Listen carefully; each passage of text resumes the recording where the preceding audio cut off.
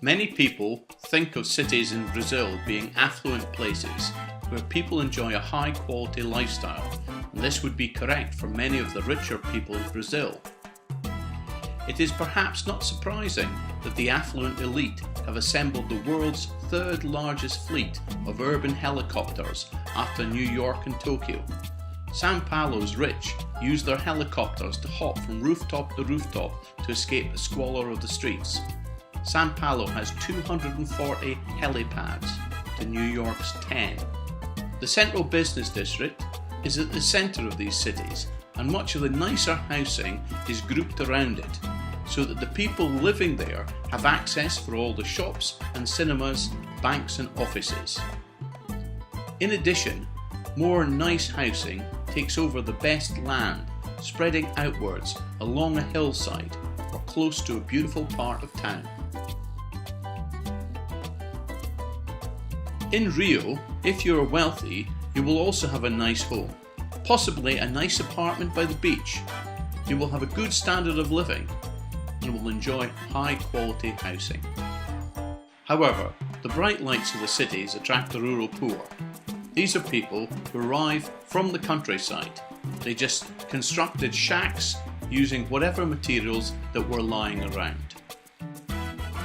The rapid growth of Rio and São Paulo's population has led to a severe shortage of housing. Millions of people have been forced to construct their own homes from scrap materials such as wood, corrugated iron and metal. These areas of temporary accommodation are known as favelas. The conditions associated with favelas are very poor. Often families have to share one tap. There is no sewerage provision and disease is common, and many people are unemployed. The favelas often lack paved roads and fresh water or any of the main services like schools and healthcare. The people from the countryside arrive faster than the city could cope with, and in the early days many cities were unwilling to try too hard to cope with this increased migration from the countryside. There were also employment issues. The migrants from rural areas thought they would be much better off in the city where there were lots of well-paid jobs, or so they believed. However, while there were jobs for the trained and educated, these rural people lacked the skills to make them employable in any of the available roles.